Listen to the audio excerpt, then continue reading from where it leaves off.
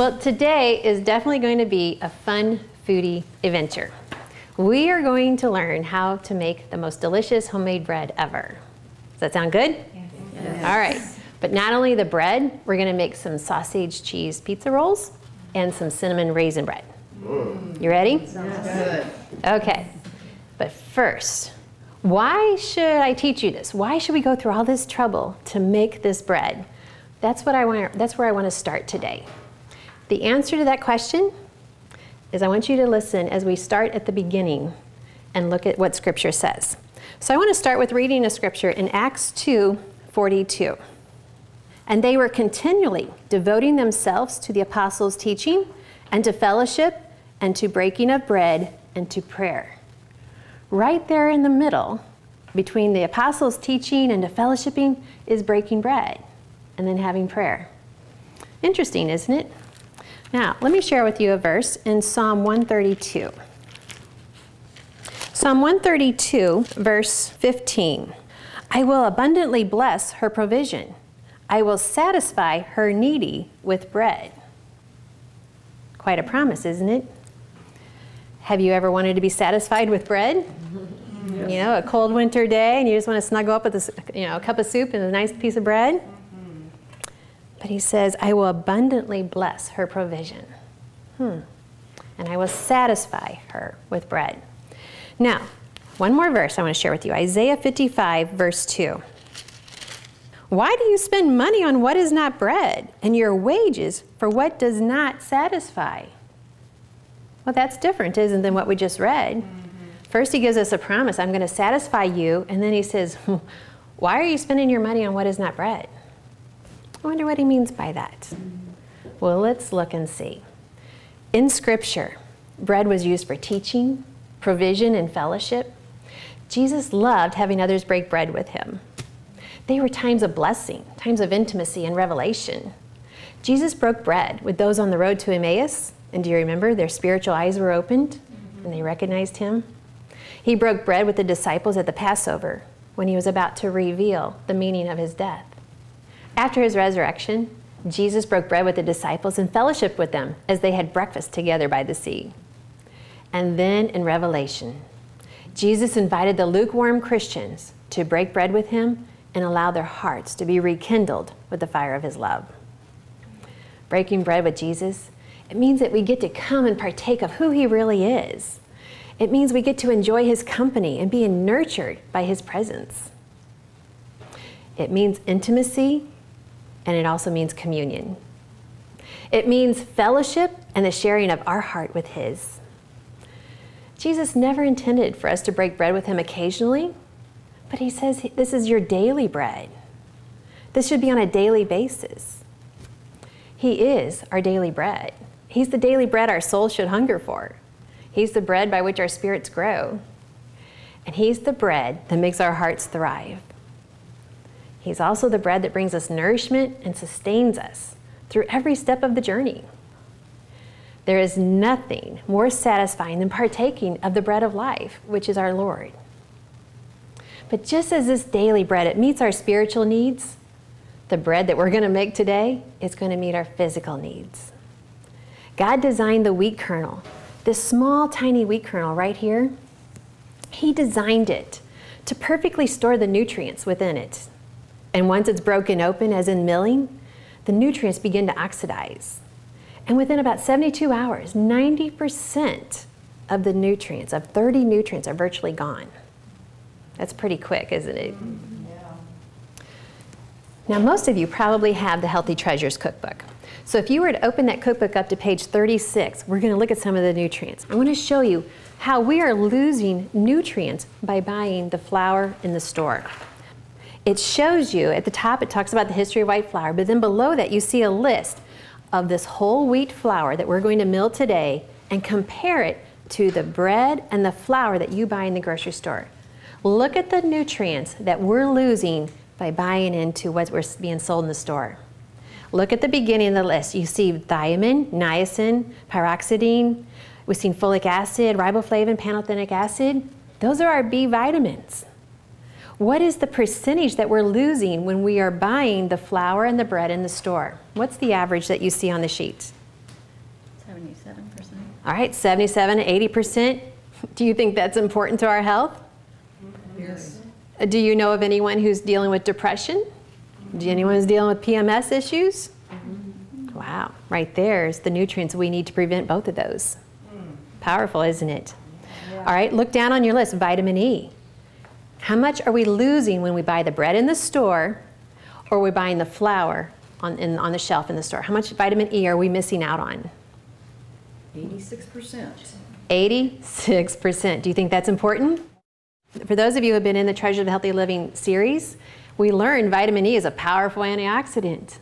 Do you know it's also there to protect your heart? Do you know anyone who's dealing with heart disease? Does anyone not know someone who's dealing with heart disease? There we go. There's our vitamin E. And as you look through that list, look at zinc. How much zinc are we losing when we are not milling the grain ourselves? What percent is that? 98%. Do you know any children who are dealing with issues with growth or skin issues? Even adults, we need that zinc in our body. And we're losing 98% when we buy the bread in the store or we buy the flour in the store to make our own bread. And then the last one I want you to jump down to. How much fiber do we lose when we buy the bread in the store or the flour on the shelf? 89%. Flip over to the next page and let's see what that's doing to us. As we're lacking that fiber in our diet, we have issues. Appendicitis, colon cancer, constipation, Crohn's disease, diverticulitis, hemorrhoids, hiatal hernias, obesity, spastic colon, ulcerative colitis, varicose veins, coronary heart disease, diabetes, gallstones, high blood pressure, hypoglycemia. Do we know anyone who's dealing with any of those issues? Oh yeah, lots. How many times do they tell us, oh, we eat more fiber? Well, they do tell us that. What they aren't telling us is that, oh, by the way, we took it out of the bread, and God put it in there in the beginning. Now, I want to look back at those two verses that we saw. In Psalm, it says, I satisfy her needy with bread. Does that take on a new meaning now that we've looked at the nutrients that we've lost? Are our bodies needy, physically and spiritually? Yes. What about in Isaiah? It says, why do you spend money on what is not bread? See, we were thinking we bought bread in the store. Well, we really weren't. We were just buying, you know, a lab experiment. And today, we're going to get the real bread. And we're going to experience the goodness. So, are you ready? Yes. Okay, then let's get started. I'm going to show you how to make 5 loaves of bread in less than 2 hours. Because I know we're all short on time, right? So to get started, you have the recipe in front of you. It's either in the cookbook or in your handouts. And we're going to make the 5-loaf recipe. So to get started, the first thing it calls for is 6 cups of warm water. So I'm going to take my top off and I'm going to get the water warming up and then we're going to pour that in. Okay, so I've got the water and you really want about 105 degrees. And I know most of you are thinking, well, how will I know if it's 105? It's just really warm but not hot, okay, and not cool. If you're brand new at making bread, a good investment would be to get a thermometer and just check your water so then you kind of get an idea. So I'm going to go ahead and pour that in. So I've got my 6 cups of water and I've already measured out my ingredients. I've got my olive oil and my honey. One trick to making bread is have your ingredients measured out before you start. I don't know how many times I've made bread and then we go to eat it and it's like, oh no, what did I miss? So now I'm going to go ahead and add the 4 eggs. And are you looking at the recipe and just following along as we go? And what's my next ingredient? 4 tablespoons of yeast. Okay, so I've already got my yeast measured out. And then I'm going to add some dough enhancer, and I'll explain these ingredients when we get to a part where I can stop and explain them to you. But right now I just want to get our bread cooking. Okay, so now I'm going to go ahead and add the flour. Okay, so I'm going to go ahead and put 10 cups of flour in there.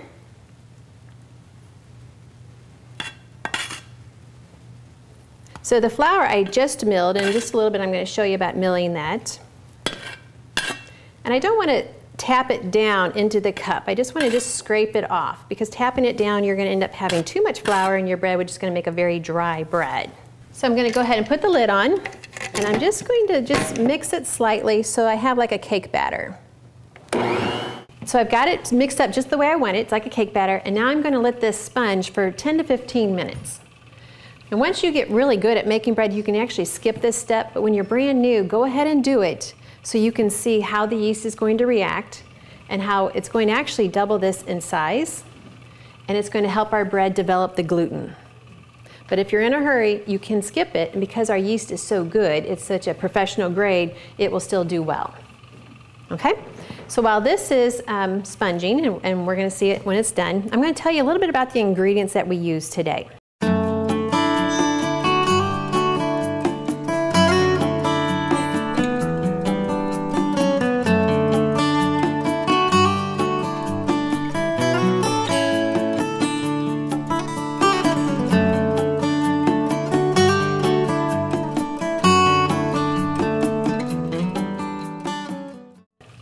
So let me start with the yeast. The yeast is a professional brand. And you know, for years we've been buying yeast in the store in the packets and in those jars, and we've been spending a fortune. So this vacuum packed container, which is SAF, is pronounced safe or SAF. Different people pronounce it different ways. There's different brands, but this is one of the better brands. It's professional quality, and it's very forgiving if your temperature of the water is off a little bit. So that's what I like, and it will work really well. Okay, another ingredient that we used today was dough enhancer. The dough enhancer actually creates a very favorable environment for the yeast to grow. It's going to help the yeast rise. It's going to help your bread rise higher. It's also going to make a softer and fluffier bread. So we only use a little bit though. Now this is an optional ingredient. You do not have to have this to make bread. It just helps the bread to rise higher, and it will make it so the yeast will work better, and it actually will extend the life of your bread. So in other words, I could leave it sitting out on the counter for a couple more days and it will stay fresh because of the ingredients that are in it. And if you do have dough enhancer, and typically you're going to find this from most of your internet sites, internet bread selling sites, you can also use it like in your pancakes, your waffles, your muffins, anything else you're using the flour for. So you can use it all around. Okay, another ingredient we used today was salt. Actually, we haven't put the salt in, but we're going to. And I'm very particular about salt. If I put it in early, salt actually will inhibit the yeast from growing. Okay, so I usually put it in later. So when this is done sponging, I'm going to add the salt and I'm going to add the extra flour. And then that will help the yeast to just kind of stabilize. When you forget salt in your bread, two things will happen. Number one, you're going to taste it because salt actually enlivens all the flavors of the bread. The other thing is, without the salt in the bread, you'll end up with this mushroom top bread. It will rise and rise and rise and rise because there was no salt in there to inhibit it from over-rising. So two things, those are the two things that would happen. And then be very selective about your salts. On your handout, I've written what you should look for in a good quality salt, but I'm looking for a salt that has the minerals still in it and hasn't been heat processed. So I want everything as close to the way God designed it so my body can benefit from it. So this is just one brand that I use, and it's just a very high quality brand. It's called Real Salt, and you can buy it in most bread making internet sites. All right, another ingredient is our olive oil. And those of you who've been taking the Healthy Living series, you know that I'm very particular about olive oil also. You guys hear that timer in the background? Yes. Yep, we're almost done with our sponging. So olive oil, as you know, we want it to be in a dark bottle. We want a nice small pouring spout. We want it to be cold pressed. That would be a higher quality. So be very selective about your olive oil. You can use other oils in the bread, whatever is your favorite. And we also, as I told you, we use the water. Just to step back to that part of the recipe, you can use any liquid you want. You can use milk, you can use juice, you can use broth. You can make a good garlic herb bread and use maybe a vegetable broth instead of water to add even more flavor to it. So you can be as creative as you want. Some people even use their potato water once they've boiled potatoes. Just have fun with it. Another ingredient that we're using is the honey. Once again, honey, you can use any sweetener you want. If you prefer agave nectar, you can use that. If you prefer using sorghum or molasses, you can use that. You can even use a dry, like a sucanat or a sugar if you prefer, but just realize that's going to alter the liquid ingredients. Okay, so we might need to use less flour. So if you're using a liquid sweetener like honey or agave nectar or something like that, then everything should be fine with the way the recipe is written. As soon as this is done sponging, we're going to go ahead and add the salt, which I've talked about, and then we're also going to add gluten. This is vital gluten. It consists of gluten protein that creates strength and stability when added to the dough. It's very helpful when you're using a low gluten flour or you're adding additional ingredients such as nuts and grains or seeds to the bread. It's going to help the bread rise even better. It kind of helps lighten the loaf. So just use a little bit though. You only need about 1 tablespoon per cup of flour at the most. I even use less than that. Now if you're using a bread machine, sometimes a bread machine you have a more dense loaf of bread than what we're making today. So adding gluten would help it to rise and be a little bit lighter. But it is optional. And I've even found it in some of our local supermarkets, but most of the time I buy it from the internet sites that sell bread making supplies. Okay? Now gluten, just realize that is processed flour. So we don't want to be putting a lot of it in our bread, just enough to help it rise a little bit. Okay, so what we're using today is our Bosch mixer. This is one way to make bread, and as I said, 5 loaves in less than 2 hours, because I don't have a lot of extra time, but I need my family to have this kind of bread. So this is a very high quality machine. And as you might have seen when I had the lid up and you were looking at it, it has 3 hooks for the dough hook. 2 of them are working the dough, and the 3rd is like a cutting knife. And so when that dough goes around every 8 times, it cuts into that dough, just like as if you were hand kneading it and you kept folding it and then pushing it aside. This dough hook is perfect for developing the gluten in your bread. The gluten is what's going to give it that elasticity, which is going to make a really pretty loaf of bread, and it's going to, stick together when you slice it as opposed to crumbling apart. So it's going to help that bread do what it's supposed to. So this machine is the highest quality machine you can get for making bread.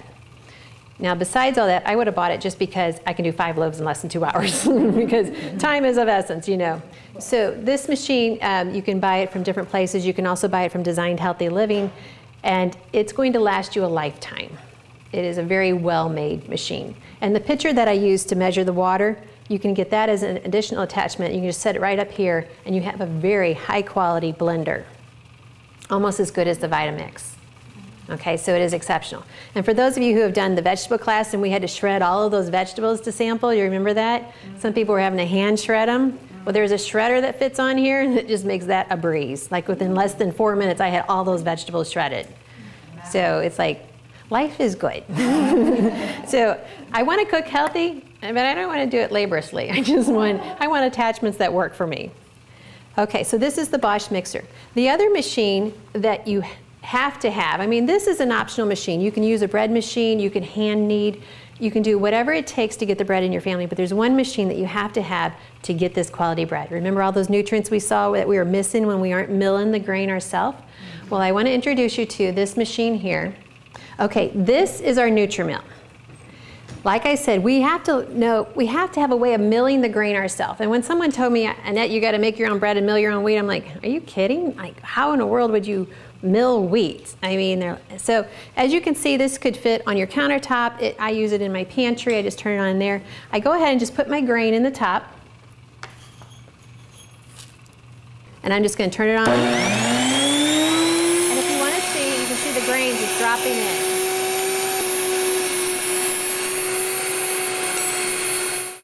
Okay, so when that's all done, just take your bowl out, open it up, and you have flour.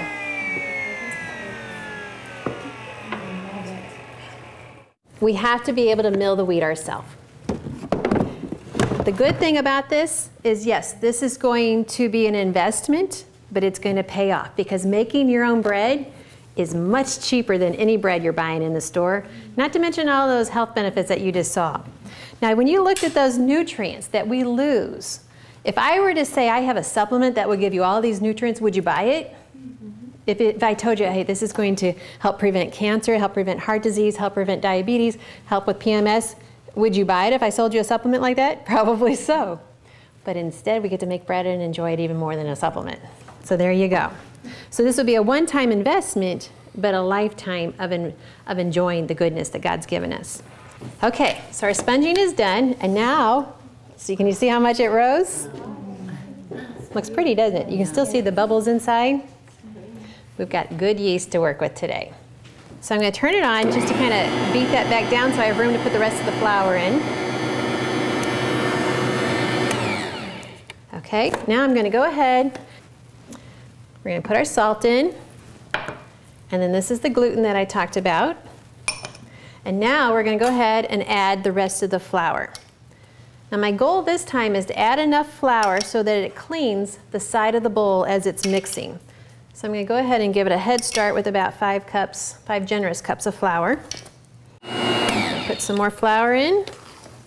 And as soon as I have it cleaning the sides of the bowl, then I'm going to let it knead the dough for 6 to 7 minutes. And if you can kind of tell that it's starting to clean the sides of the bowl.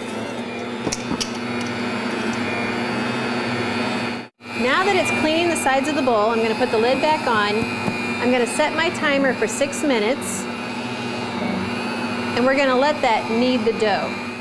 We're going to look at the dough and see if it's developed, if the gluten is developed. So if I just pinch a piece off, actually I might want a little bit of oil on my hands, and roll it into a ball, and then just start playing with it, pulling it apart. Does it rip? Does it tear? Or does it just keep stretching and making it kind of like a window, not an open window, but just a window that you can kind of see through? This means my gluten is well developed and my bread's going to rise well and be able to make the different dishes that we're going to make today. Now I'm just going to lightly oil my counter here. You know, for years we were taught to flour it, but I don't want any more flour added to my dough. So I'm going to use oil. Now another thing I forgot to point out is that I don't start my timer on that kneading process until all of the flour has been put in, until it's at the point where it's cleaning the sides. So that timing is important. So right now, I wouldn't want to add any more flour into the dough either because it would not work properly to develop the right gluten. So all my flour needed to be added before I started that timer.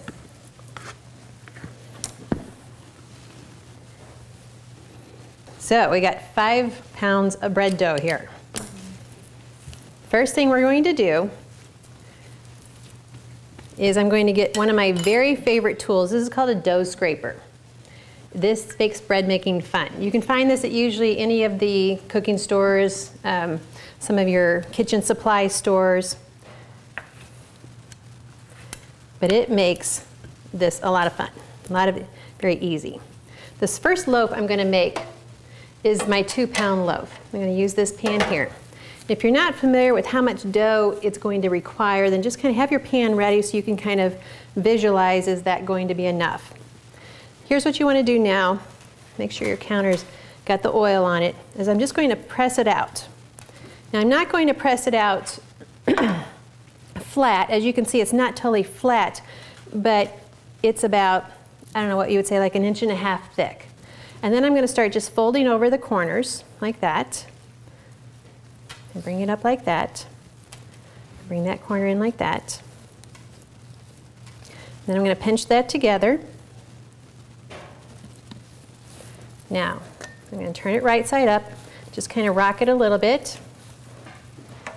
And here's my pan. As you can see, that's going to fit perfectly in my pan. And I'm just going to, well, wait a minute. Before I do that, I was going to show you something really neat.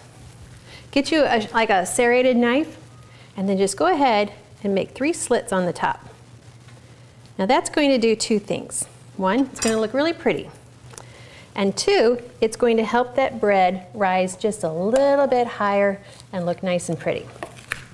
Now before I set it over by my stove to rise, I'm going to put just a little bit of egg white on the top. Just going to brush it on there. And then, because I want you guys to be impressed, I'm going to decorate it with some seeds. And what I've done is I've made a combination of different seeds, some poppy seeds, flax seeds, sesame seeds, and sunflower seeds. And I've just mixed them together into my own little bowl, and I store it in the cabinet for any time I want to use it. But it makes a very pretty topping on my bread.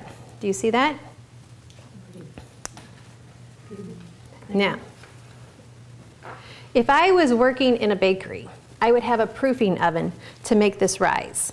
since I'm not working in a bakery and I'm working in my kitchen, I'm going to cover it with some saran wrap. That's going to keep that moisture and heat inside so that it will have a great environment to rise.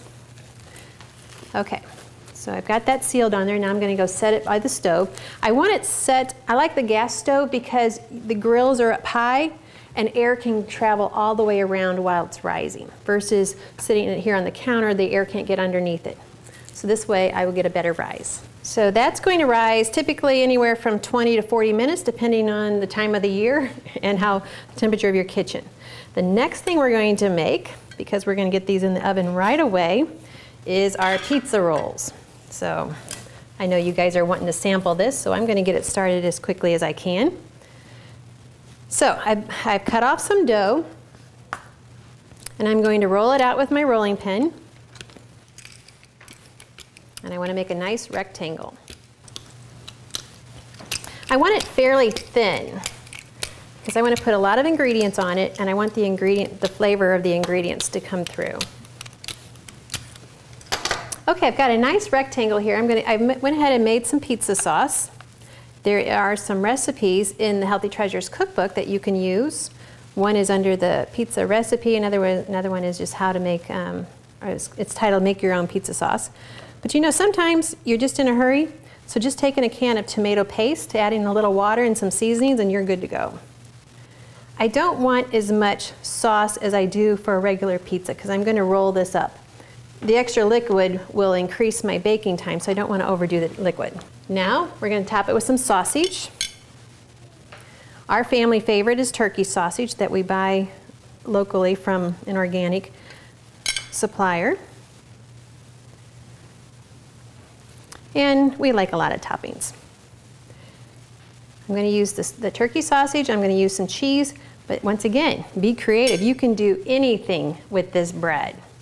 Any toppings whatsoever and have fun with it. Okay, and of course we want cheese, and you know America loves cheese. Do you guys like cheese? Yes. Okay, so you want a lot of cheese on this, right? Yeah. All right, so we're going to put a lot of cheese on here. So you guys will be very happy today.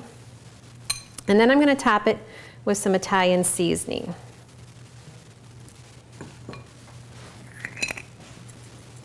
Now, wheat bread is a stronger flavor bread than your white breads that you're used to from the store, so use those seasonings very liberally. Okay, so now we're going to roll it up. And I kind of pull it towards me as I roll it up, and that actually will make a prettier pizza roll. So just kind of stretch it. Remember, we developed that gluten so that our bread is able to stretch. So I'm rolling it up and stretching it as I go.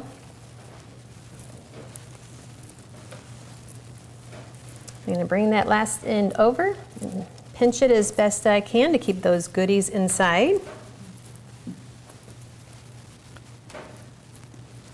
Okay.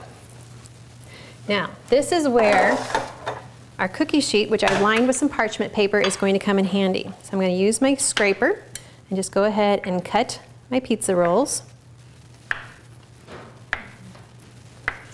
See, if you had a knife, it would be not so much fun to do this. But this dough scraper makes it very easy. I'm going to put them on my pan, and I don't want them touching.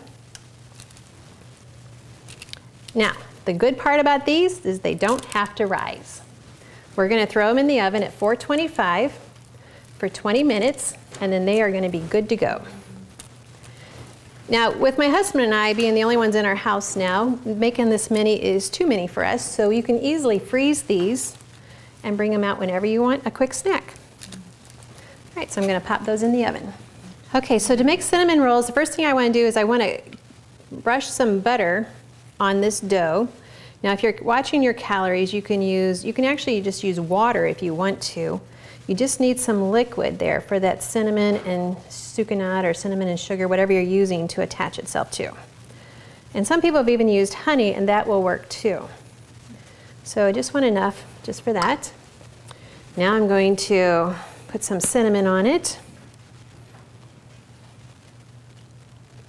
Remember, I want a lot because wheat bread is a stronger flavor bread. It's a good flavor, but it makes it so your spices are not quite as strong if you don't have a lot on there.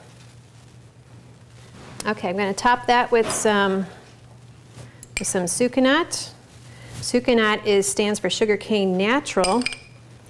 You can find it under various names, and in the cookbook I describe what it is and what you're looking for. So you might want to read those pages in the beginning about intriguing ingredients. And how much you want to put on here is just pretty much up to you and your family how much sweet you want it. Now I'm going to add some raisins. Now these raisins have actually been, I cooked them just a little bit in some apple juice to soften them up, because if I don't use soft raisins on the bread, if I use hard raisins, then I'm going to have hard raisins in my bread. If I soften them, then I'm going to have soft raisins in my bread and it's going to taste better. So if you just warm up some water, actually, you can warm up water to soften them, but it's better if you use like an apple juice because the water will actually take the sweetness out of the raisins. Okay, so I'm going to just go ahead and roll this up. And once again, I'm going to kind of pull it towards me, but now this is one where you need to kind of glue it. So I'm going to put a little bit of butter on there as I roll it to glue the sides, the edges, so that when it's all done and baked,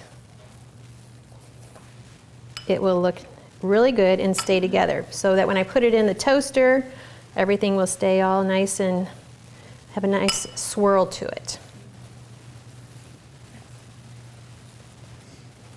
And put that in my pan, and then we're going to have it rise. Once again, I'm going to go ahead and put some saran wrap on it to keep that warm moisture in there.